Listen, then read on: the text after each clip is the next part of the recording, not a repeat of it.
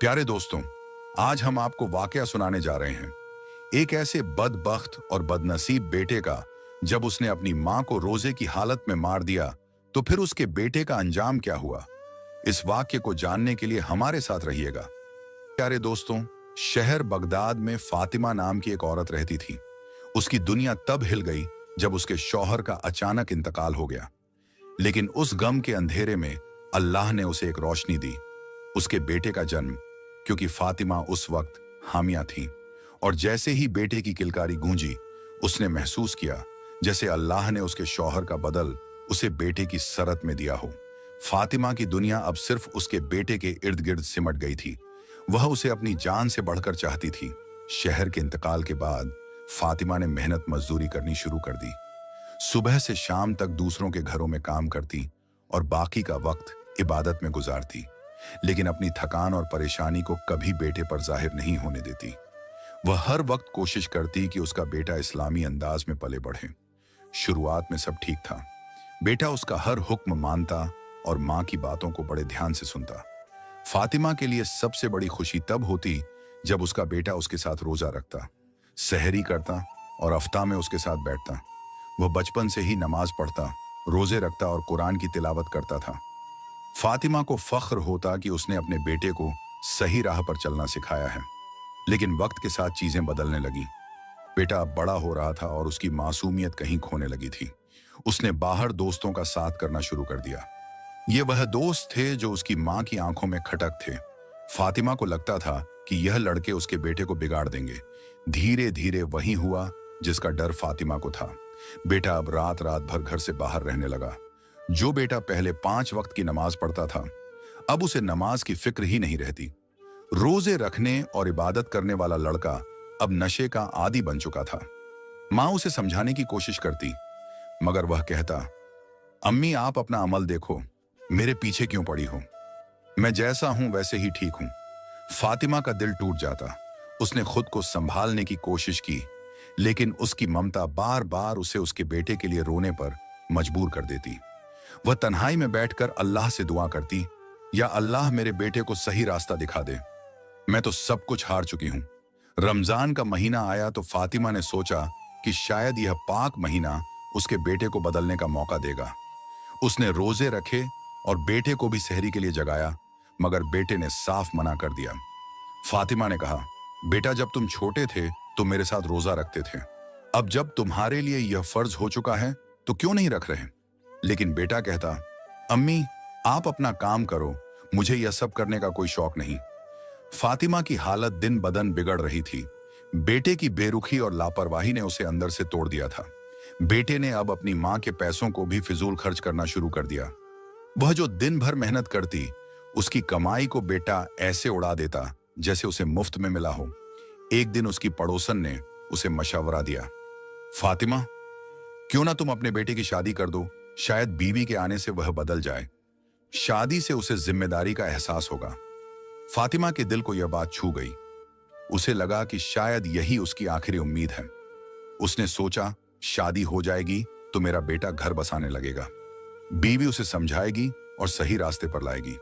फातिमा ने रमजान के खत्म होने का इंतजार किया, और इस दौरान वह अपने बेटे के लिए एक अच्छी लड़की की तलाश में जुट गई। उसे अपने पड़ोस वाली गांव में एक खानदान का पता चला जो बज़हर काफी शरीफ और दीनी था। उस खानदान की बेटी को जब फातिमा ने पहली बार देखा तो उसका दिल कह उठा, यही मेरी बहू बनेगी। लड़की न सिर्फ खूबसूरत थी बल्कि सलीकेदार और नर्म तबीयत की भी थी। सारे रिश्ते की बातें तय हो गईं। जब फातिमा ने बेटे से यह बात की तो उसने पहले मना कर दिया, मुझे शादी में कोई दिलचस्पी नहीं, अम्मी उसने बेरुखी से कहा। लेकिन फातिमा ने प्यार और सब्र के साथ उसे समझाया, बेटा यह तुम्हारे लिए जरूरी है।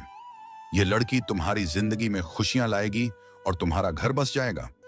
आखिरकार बेटे ने सिर्फ मां की जिद के आगे हार मानकर निकाह के लिए हामी भर दी। रमजान खत्म होने के बाद फातिमा ने बेटे का निकाह उस लड़की से करवा दिया। निकाह के बाद शुरुआती कुछ दिन फातिमा को सुकून देने वाले थे। नई बहू घर के सारे काम संभाल लगी। फातिमा जो अब तक सुबह से शाम तक काम करती थी, उसे कुछ आराम मिलने लगा। बहू सास की खिदमत करती और हर वक्त उनका ख्याल रखती। इस बीच बेटे में भी कुछ बदलाव आने शुरू हुए। पहले वह घर से बाहर रहता था, अब वह ज्यादातर वक्त घर में रहता। बीवी ने न सिर्फ उसे अपने प्यार से संभाला, बल्कि धीरे धीरे उसकी आदतें भी सुधारने लगी। उसने बड़े प्यार से समझाया, अगर आप काम धंधा नहीं करोगे तो हमारा मुस्तकबिल का क्या होगा। बेटे पर बीवी की बातों का असर होने लगा। उसने दोस्तों का साथ छोड़ दिया और नशा करना भी कम कर दिया। अब वह छोटी मोटी मेहनत मजदूरी करने लगा। बहू धीरे धीरे बेटे पर पूरी तरह काबू पाने लगी। वह बेटे को अपनी बातों में फंसाकर मां से और दूर करने लगी। बेटे ने अपनी मां से दूरी बना ली और अब वह सिर्फ अपनी बीवी की बातें सुनता था। एक दिन फातिमा ने बहू से कहा, बेटी अपने शौहर से कहो कि वह कभी कभी मेरे पास आकर बैठ जाया करे, मुझे उससे कुछ बातें करनी हैं। फातिमा का यह कहना जैसे बहू को छुप गया। उसने इस बात को अपने तरीके से अपने शौहर को बताया और बेटा यह सुनकर गुस्से से भर गया। रात को जब बेटा घर आया तो वह अपनी मां के पास गया, लेकिन वह बेटा जिसे फातिमा ने अपने खून पसीने से पाला था, आज गुस्से में था। उसने मां की चारपाई को उलट दिया, जिससे फातिमा जमीन पर गिर पड़ी। वह चिल्लाने लगा, तुम्हारी हिम्मत कैसे हुई मेरी बीवी से ऐसी बात करने की? वो दिन भर काम करती है और तुम कहती हो उसने मुझे तुमसे दूर कर दिया। तुम तो पहले ही मुझे नशे में धकेल चुकी थी। अब कम से कम मैं घर में रहता हूं और अपनी बीवी की वजह से कमा रहा हूं। तुमने मेरी जिंदगी में आखिर किया ही क्या है? यह सुनकर फातिमा सन्न रह गई। बेटे ने ना सिर्फ उसके जज्बातों को ठेस पहुंचाई, बल्कि पहली बार उस पर हाथ उठाया। उसका दिल चूर चूर हो गया। उसने बेटे की तरफ देखा, लेकिन बेटे की आंखों में कोई पछतावा नहीं था। वह दूर खड़ी थी, चेहरे पर एक चालाक मुस्कान के साथ। फातिमा की आंखें भर आईं। वह समझ गई थी कि बहू अब उसे इस घर से निकलवाना चाहती है। फातिमा ने खुद को संभालने की कोशिश की। रमजान का महीना शुरू हो चुका था और उसने सोचा कि शायद अल्लाह इस पाक महीने में उसके बेटे को सच्चाई का रास्ता दिखाएगा। मगर उसके साथ जो होना था वह इससे भी ज्यादा दर्दनाक था। रमजान का पाक महीना फातिमा के लिए हमेशा से सुकून और उम्मीद लेकर आता था। उसने अपनी पूरी जिंदगी में कभी कोई रोजा नहीं छोड़ा था, लेकिन इस बार रमजान की शुरुआत ही दर्द से हुई। बहू और बेटे के बदलते रवैये ने उसे खामोश कर दिया। अब वह ज्यादा कुछ कहने या शिकायत करने से डरने लगी थी, क्योंकि वह अपनी इज्जत और बेटे के साथ झगड़े से बचना चाहती थी। एक सुबह सहरी का वक्त था। फातिमा अपनी चारपाई पर बैठी इंतजार कर रही थी कि शायद बहू उसे आवाज देगी। वह जानती थी कि उसकी उम्र और थकान के वजह से उसे उठने में वक्त लगता है, लेकिन वक्त गुजरता गया और किसी ने उसे सहरी के लिए नहीं बुलाया। उसने सोचा कि शायद बहू खाना बना रही होगी और बुलाने ही वाली होगी। जब सहरी का वक्त खत्म हो गया तो फातिमा समझ गई कि उसे भुला दिया गया है। वह भूखी ही रोजा रखने के लिए अल्लाह का नाम लेकर उठ खड़ी हुई। उसकी आंखों में आंसू थे, लेकिन दिल में अल्लाह के लिए सच्ची नीयत। उसने खुद को तसल्ली दी, शायद यह मेरा इम्तिहान है, अल्लाह सब देख रहा है। पूरा दिन उसने इबादत में गुजारा। कमजोरी के बावजूद उसने अपना रोज तोड़ा नहीं। मगर जब इफ्तार का वक्त आया तो वह फिर इंतजार में थी कि शायद बेटा या बहू उसे बुलाएं। कमरे से खाने की खुशबू आ रही थी। इफ्तार का वक्त होते ही उसने सुना कि बहू और बेटा मिलकर उम्दा खाने का मजा ले रहे थे। किसी ने उसे बुलाने की जहमत नहीं की। फातिमा ने मजबूर होकर बेटे को आवाज दी, बेटा जरा मेरे पास आओ। बेटा कमरे से बाहर आया, मगर उसके चेहरे पर नाराजगी साफ झलक रही थी। उसने रूखे लहजे में कहा, क्या है, क्या काम है? फातिमा ने धीमे आवाज में कहा, बेटा मैंने भी रोजा रखा था, क्या मेरे लिए कुछ खाने को है? बेटा गुस्से से बोला, क्या हम तुम्हारे नौकर हैं? मेरी बीवी पूरा दिन काम करती है, उसने खासकर तुम्हारे लिए भी रोटी बना दी थी। अगर तुमने नहीं खाया तो यह तुम्हारी गलती है। तुम्हें आवाज दी थी, लेकिन शायद तुमने सुना नहीं। फातिमा ने खुद को संभाला और लड़ाई से बचने के लिए कहा, अच्छा खैर कोई बात नहीं। बेटा वापस कमरे में चला गया।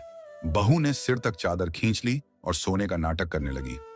फातिमा चुपचाप उठी और रसोई में गई। वहां एक बांसी रोटी और कुछ बचा हुआ खाना पड़ा था। उसने उसी को गर्म किया और इफ्तार किया। उस रात फातिमा की आंखों से नींद गायब थी। उसने अपनी जिंदगी का हर पहलू याद किया। कैसे उसने अकेले अपने बेटे को पाला था, कैसे वह उसकी हर ख्वाहिश पूरी करती थी। आज वही बेटा उसकी जरूरतों को अनदेखा कर रहा था। उसने महसूस किया कि उसका बेटा पूरी तरह बहू के काबू में है। दूसरे रोज भी कुछ ऐसा ही हुआ। गर्मियों की लंबी रात थी। फातिमा कमरे के एक कोने में बिस्तर पर लेटी हुई थी। उसकी आंखें बार बार दरवाजे की तरफ उठती, इस उम्मीद में कि शायद उसका बेटा या बहू सहरी के लिए उसे बुला ले। लेकिन ऐसा कुछ नहीं हुआ। थोड़ी देर बाद वह अपने लड़खड़ाते कदमों के साथ बड़ी मुश्किल से उठी और बाहर चलने लगी। उसने सोचा शायद बहू ने मेरे लिए खाने का कुछ इंतजाम किया होगा, मगर जब उसने रसोई में जाकर देखा तो हर तरफ खाली बर्तन और सूनेपन का आलम था। ना रोटी का टुकड़ा था ही पानी। उसका दिल डूब गया। भूख और कमजोरी से बेहाल फातिमा ने पानी का एक घूंट पिया और फिर वापस अपने कमरे में आ गई। वह अपने बिस्तर पर लेटकर अल्लाह से दुआ करने लगी, मगर कमजोरी ने उसे इस कदर घेर लिया कि वह बार बार बेहोशी की हालत में चली जाती। इसी तरह बेहोश पड़ी रही। अफ्ताह का वक्त हो गया, लेकिन इसे कोई देखने तक नहीं आया। तीसरे दिन जब बेहोशी से उठी तो सहरी का वक्त हो गया था, लेकिन इस बार फातिमा ने पहले ही सोच लिया था कि उसे कोई नहीं बुलाने वाला। उसने खुद अपने लिए कुछ बनाने की कोशिश की। वह उठकर रसोई में गई, मगर यह देख उसका दिल और टूट गया कि घर में आटा भी नहीं बचा था। उसने अपने कमजोर हाथों को उठाकर दुआ की, या अल्लाह मुझे यह सब्र दे कि मैं इस हालत को बर्दाश्त कर सकूं। दिन भर वह अपने कमरे में भूखी प्यासी पड़ी रही। उसका बेटा जो सुबह घर लौटा था अपनी मां की हालत देखने तक नहीं आया। शाम को जब रोजा खुला तो घर में बहू और बेटे ने अपना इफ्तार किया, मगर फातिमा के कमरे में एक घूंट पानी लेकर भी कोई नहीं गया। चौथा दिन आया। बहू ने बेटे से कहा, अम्मा जान 3 दिन से कमरे से बाहर नहीं आई हैं, जरा देखिए तो कहीं उनकी तबीयत खराब ना हो। बेटे को यह सुनकर अच्छा लगा कि उसकी बीवी मां का ख्याल कर रही है। वह खुश होकर अपनी मां के कमरे में गया। अम्मी उठ जाइए, कुछ खा लीजिए। देखिए मेरी बीवी ने मुझे आपके पास भेजा है, उसने कहा।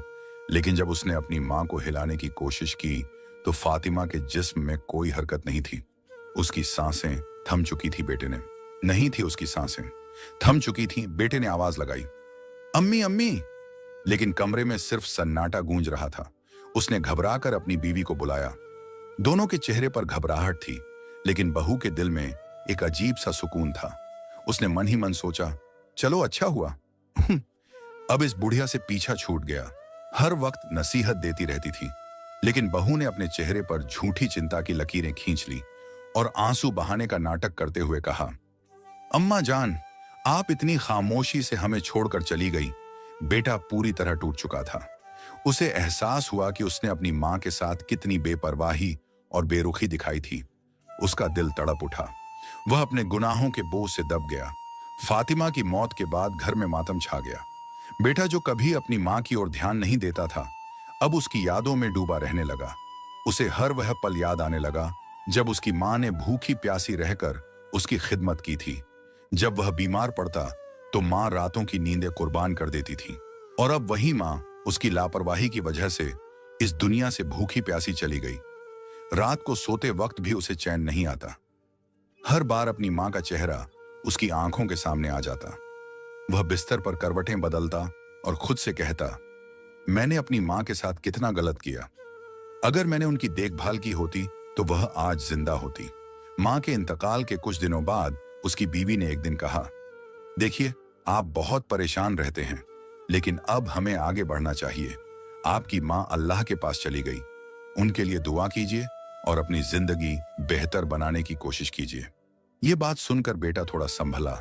उसने अपने दिल में ठान लिया कि वह अपनी गलतियों का कुछ तो कफारा करेगा। उसने अल्लाह से तौबा की, दिन रात नमाज पढ़ने लगा और मां की मगफिरत के लिए दुआएं करने लगा। कुछ दिन तो ऐसे ही गुजरे, लेकिन जिंदगी ने एक और इम्तिहान उसके सामने खड़ा कर दिया। एक सुबह सहरी के वक्त उसकी बीवी ने उसे उठाया। देखिए सहरी का वक्त हो गया है, मैंने आपके लिए रोटी बनाई है। लेकिन जब वह उठने की कोशिश कर रहा था तो उसके पैर अचानक लड़खड़ा गए और वह जमीन पर गिर पड़ा। मुझे लग रहा है कि मेरे पैरों में कोई ताकत नहीं है, उसने घबराकर अपनी बीवी से कहा। उसकी बीवी ने तुरंत एक हकीम को बुलाया। हकीम ने जांच करने के बाद एक सर्द खबर सुनाई। बहुत अफसोस की बात है कि इनके पैरों में अब जान नहीं रही, यह अब कभी चल फिर नहीं पाएंगे। यह सुनकर बेटा जैसे आसमान से गिर पड़ा। उसके लिए यह किसी कयामत से कम नहीं था। उसने रोते हुए अपनी बीवी से कहा, यह सब मेरे गुनाहों का अंजाम है। मैंने अपनी मां का दिल दुखाया, उन्हें भूख प्यास से मरने दिया। अल्लाह मुझे माफ नहीं करेगा। उसकी बीवी ने उसे तसल्ली दी, लेकिन खुद उसके दिल में भी फिक्र का एक बीज पनप चुका था। अगले कुछ दिनों तक उसने अपने शौहर की खिदमत की, लेकिन धीरे धीरे उसकी परेशानी और बढ़ने लगी। एक दिन उसने साफ लफ्जों में कह दी, देखिए मैं अभी जवान हूं, किसी से भी शादी कर सकती हूं। आपकी खिदमत करते करते थक गई हूं। मुझे अपना मुस्तकबिल देखना है। मैं इस तरह के बीमार और लाचार इंसान के साथ जिंदगी नहीं बिता सकती। मुझे तलाक दीजिए। ये सुनकर बेटे पर दूसरी मुसीबत टूट पड़ी। उसने मजबूरी में अपनी बीवी को तलाक दे दिया। अब वह घर में अकेला रह गया। उसके पास न मां का साया था, न बीवी का सहारा। वह चारपाई पर अकेला पड़ा रहता और अपनी किस्मत को कोसता। अब उसकी जिंदगी में ना कोई खिदमत करने वाला था, ना कोई सहारा। वह अपनी मां को याद करता और अल्लाह से माफी मांगता। दिन रात रोते हुए वह बस यही कहता, या अल्लाह मुझे माफ कर दे। मैंने अपनी मां का दिल दुखाया। मेरी वजह से उन्होंने भूख प्यास में जान दी। मैं कातिल हूं। उसकी हालत दिन बदन बिगड़ने लगी। एक दिन उसे एक आलिम की बातें सुनने का मौका मिला, जो कह रहे थे अल्लाह तौबा करने वालों को माफ करता है, लेकिन जो माँ बाप के साथ बुरा सुलूक करते हैं उनके लिए दुनिया और आखिरत दोनों में सजा है। इन अल्फाजों ने उसकी रूह को झकझोर दिया। वह बिस्तर पर पड़ा पड़ा अल्लाह से गिड़गिड़ा कर माफी मांगता रहा, मगर अब उसकी जिंदगी में ना मां लौट सकती थी और ना बीवी। उसकी गलतियों ने उसे वहां पहुंचा दिया जहां से वापसी मुमकिन नहीं थी। रात की गहरी खामोशी थी। अंधेरे कमरे में वह अकेला बैठा था। उसकी आंखों में नींद का नामो निशान नहीं था। अपने कमजोर लाचार बदन को सहारा देकर वह दीवार से टिक कर बैठा था। दर्द सिर्फ उसके जिस्म में नहीं, बल्कि उसके दिल में भी था। उसकी हालत ऐसी थी कि कोई देखने वाला नहीं था, कोई उसकी खिदमत करने वाला नहीं था। हर तरफ तन्हाई थी और तन्हाई के सिवा उसके पास कुछ नहीं बचा था। कभी कभी वह तन्हाई में चीखें मार कर रोता, लेकिन उसकी चीखें सुनने वाला कोई ना था। दर्द इतना गहरा था कि वह किसी अपने की मौजूदगी को तरस रहा था। एक वक्त ऐसा था जब उसके पास सब कुछ था। एक मां जो उसकी खिदमत में अपना सब कुछ लुटा देती थी, लेकिन अब वह मां नहीं थी और इस गम का बोझ उसकी कमजोर रूह पर भारी पड़ रहा था। एक रात जब वह अपनी तकलीफ से जूझ रहा था, उसकी आंख लग गई। गहरी नींद में उसे ख्वाब आया। ख्वाब में उसने अपनी मां को देखा। उनकी सूरत वही थी, ममता से भरी आंखों में वही मोहब्बत, वही अपनापन। वह मां की आवाज सुन सकता था जो उसे कह रही थी, बेटा तूने जो किया उसकी सजा अल्लाह ने तुझे दी है, लेकिन मैं तेरी मां हूं। मेरी रूह बेचैन है। मां के लफ्ज उसके दिल पर हथौड़े की तरह गिर रहे थे। वह मां जिसे उसने अपनी बेरुखी और बदसलूकी से तड़पाया था, अब उसके ख्वाब में उसे दिलासा दे रही थी। मां ने आगे कहा, अल्लाह ताला ने मुझे जन्नत में बहुत खूबसूरत महल दिया है। मैं यहाँ ऐशो आराम से हूं, लेकिन मेरी रूह को सुकून नहीं है। मैं तुझे इस हालत में नहीं देख सकती। मैं अल्लाह के हुजूर दुआ करूंगी कि वह तुझ पर रहमत करे, तेरी बीमारी को दूर करे और तुझे चलने फिरने के काबिल बना दे। उसकी मां की बातें खत्म होते ही ख्वाब से उसकी आंखें खुल गईं। वह रो रहा था। उसके आंसू उसके चेहरे पर बहते जा रहे थे। उसने खुद से कहा, यह वही मां है जिसे मैंने तड़पा कर मारा। मैंने उसे पानी का एक घूंट तक नहीं दिया। मैंने उसे भूखा रखा और अब वही मां अल्लाह से मेरी भलाई की दुआ कर रही है। मां के ख्वाब ने उसे अंदर तक झक छोड़ दिया था। हर लफ्ज, हर आवाज उसकी रूह में गूंज रही थी। उसकी मां की दुआ ने उसके अंदर एक नई उम्मीद जगा दी। अब उसकी रूह में एक हलचल थी, जैसे अल्लाह की रहमत उसके पास आने वाली हो। रमजान का आखिरी अशरा चल रहा था। 27वां शब थी। ये वो दिन थे जब पूरी दुनिया में इबादत का माहौल था, जब हर दिल में अल्लाह के करीब जाने की चाह थी। उसी दिन उसे यह महसूस हुआ कि जैसे उसके पैरों में कुछ हलचल हो रही हो। उसने चुपचाप अपनी आंखें बंद की और अल्लाह का नाम लिया। वह महसूस कर रहा था कि जैसे उसकी कमजोरियों को अल्लाह की रहमत से ताकत मिल रही हो। वह धीरे धीरे उठता है और पहली बार उसे ऐसा लगता है कि उसकी बदन में कुछ ताकत आ रही है। वह एक कदम उठाता है और उसे यकीन नहीं आता कि वह चल पड़ा है। उस पल में उसका दिल खुशी से झूम उठता है, जैसे उसकी पूरी दुनिया ही बदल गई हो। वह अल्लाह के आगे सजदा रेज हो जाता है, सिर झुकाकर अल्लाह का शुक्रिया अदा करता है कि उसकी दुआ कबूल हुई। वह अपनी जिंदगी की तरफ आ गया। इस बीमारी में उसे खड़े और खोटे की पहचान हो गई। पर अफसोस था और जिंदगी भर का पछतावा कि माँ वापस नहीं आ सकती थी। प्यारे दोस्तों, माँ ये सिर्फ एक लफ्ज नहीं, बल्कि दुनिया का सबसे पाक और बेहतरीन रिश्ता है।